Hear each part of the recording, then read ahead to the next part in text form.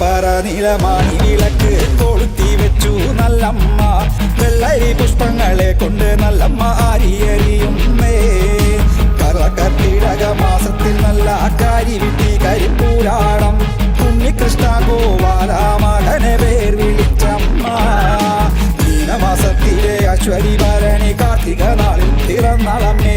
ശ്രീ ഗുരുന്റെ കണ്ടൻ കാളിയെന്നോ മനപ്പേർ വിളിച്ചമ്മ. തെക്കുംകൊല്ലം മാനക്കോലായിൽ നല്ല നാലുകെട്ടും ഗോപുരപ്പാടിക്കല്ലു.